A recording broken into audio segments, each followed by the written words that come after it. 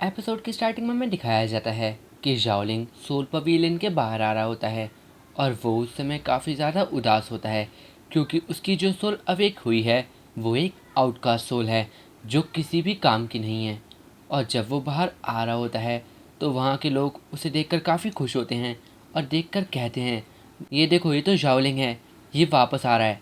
और तभी एक अनाउंसमेंट होती है कि उनके ग्रुप में एक डिवाइन सोल, 5 इलाइट सोल और एक आउटकास्ट सोल अवेक हुई है। और ये अनाउंसमेंट सुनकर वो लोग कहने लगते हैं, क्या ऐसा कभी नहीं हो सकता, जाओलिंग को एक आउटकास्ट सोल मिली। और दूसरा बंदा कहता है, लगता है ये सच है, ज़रा देखो तो कि ये कितना ज़्यादा उदास लग रहा है।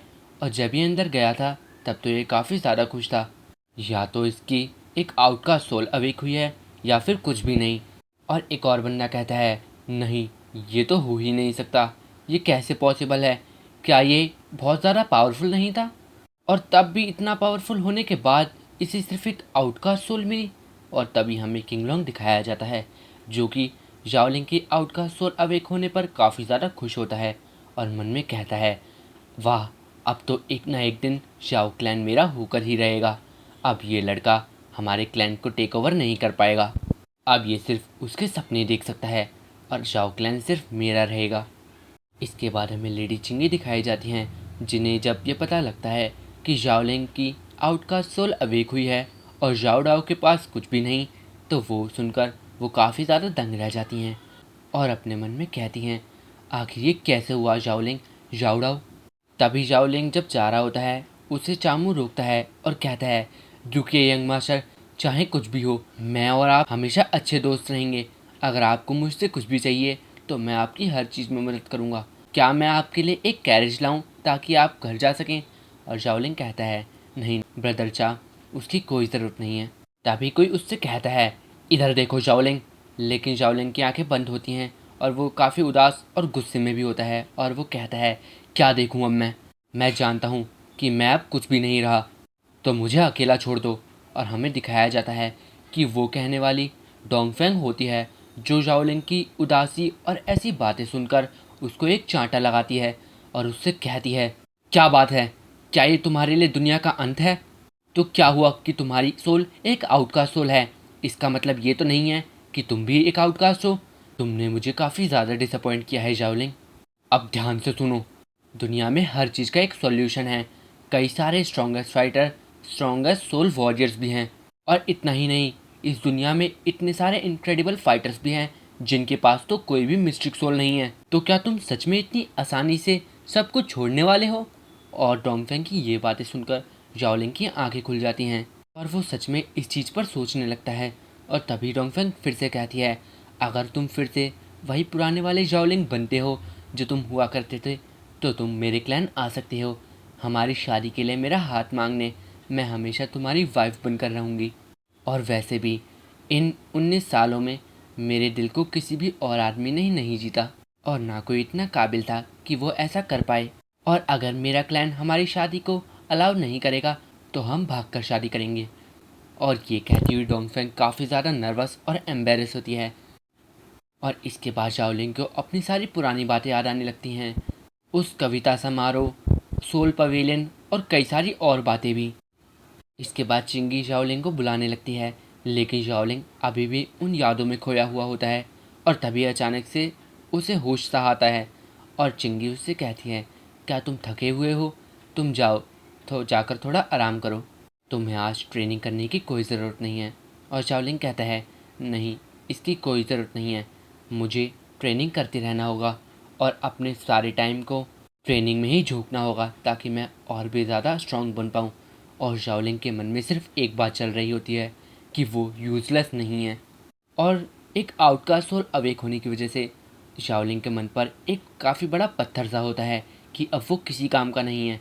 लेकिन वो तब भी इस बात को नहीं मानेगा और अपना पूरा दम लगा देगा खुद को साबित करने के लिए।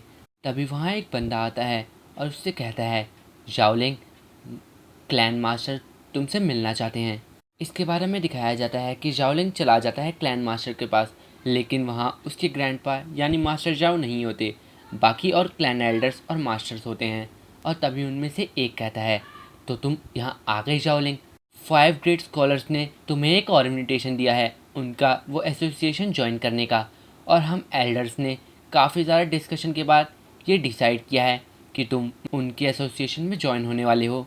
और हम ये होप करेंगे कि तुम अच्छे से पढ़ाई करोगे और एक अच्छे राइटर बनोगे, जैसा कि यू डायनेस्टी के मास्टर सॉन्ग हैं। और ये बात सुनकर जाओलिंग मन में कहता है, तो ये अब मुझे कल्टीवेशन नहीं करने देंगे क्योंकि मुझे एक आउटकास्ट सोल अवेक हुई।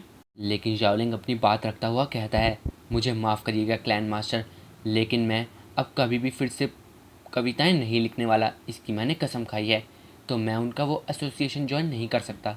और तभी वो क्लैन एल्डर कहते हैं, ये क्लैन एल्डर का डिसीजन है और तुम इसे नहीं बदल सकते। और वैसे भी मार्शल आर्ट में अब तुम्हारा कोई भी फ्यूचर नहीं रहा, तो अब तुम्हारे पास यही एक मौका है खुद को प्रूव करने का और हमारे क्लैन की कटी हुई नाक को फिर से सही करने का। और तभी एक दूसरा बंदा कहता है, हम ये तुम्हारे लिए कर रहे हैं जाओलिंग, ये तुम्हारी भलाई के लिए ही है। और जब क्लैन एल्डर वापस आएंगे तो हमें यकीन है कि वो भी इस बात को ज़रूर मानेंगे। तुम अब और ज़्यादा कल्टीवेट नहीं कर सकते, और वैसे भी भविष्य में तुम अपनी कविताओं के माध्यम से हमारे क्लैन को काफ़ी ज़्यादा ग्लोरी दिलाने में मदद कर सकते हो, और इतना तुम ऐसे मार्शल आर्ट प्रैक्टिस करके नहीं कर पाओगे। तो हमारी बात मानो, जो हमने तुम्हारे लिए डिसाइड किया है वो करो। और वो सब लोग शाओलिंग पर उस एसोसिएशन को ज्वाइन करने का दबाव बनाते रहते हैं, क्योंकि वो नहीं चाहते कि शाओलिंग अब और ज़्यादा कल्टीवेशन करे, क्योंकि उसके पास अब एक आउटकास्ट सोल है और अब वो उसे किसी भी काम का नहीं समझते। और तभी शाओलिंग अपने मन में कहता है, तो क्या यही मेरी डेस्टिनी है? क्या मुझे एक आउटकास्ट सोल मिली है, इसके लिए ये सब मेरे साथ ऐसा कर रहे हैं? क्या अब मुझे अपना फेट डिसाइड करने का हक खुद भी नहीं है? तभी वो बंदे कहते हैं, बहुत हुआ, हमारा डिसीजन फाइनल है, तुम आज थोड़ा रेस्ट कर सकते हो और कल हम में से कोई तुम्हें वहाँ स्कॉलर एसोसिएशन छोड़ाएगा। तभी शाओलिंग गुस्से में उनकी बात काटता हुआ कहता है, मैं पहले ही बोल चुका हूँ, मैं वहाँ नहीं जाने वाला, और हम ये आगे फर्दर डिस्कस कर सकते हैं जब मेरे ग्रैंडपा वापस आ जाएंगे। और तभी किंगलोंग कहता है, शाओलिंग भूलो मत, आखिर तुम कौन हो? तुम शाओ क्लैन के डिसाइपल हो, तुम अब एक यूजलेस मार्शल आर्टिस्ट हो। और तभी शाओलिंग कहता है, तो ठीक है, अगर आप मुझे अपनी बात रखने का मौका भी नहीं देंगे तो निकाल दीजिए मुझे जाओ क्लैन से। और ये कहता हुआ शाओलिंग काफ़ी ज़्यादा गुस्से में वहाँ से निकल जाता है। और तभी किंगलोंग मन में कहता है, इसकी ये अकड़ अब भी नहीं गई, जबकि अब ये किसी भी काम का नहीं है। और तभी वो हंसता हुआ अपने मन में कहता है, चाहे कुछ भी हो, अब शाओ क्लैन मेरा होके ही रहेगा। और इसी के साथ ये एपिसोड एंड हो जाता है।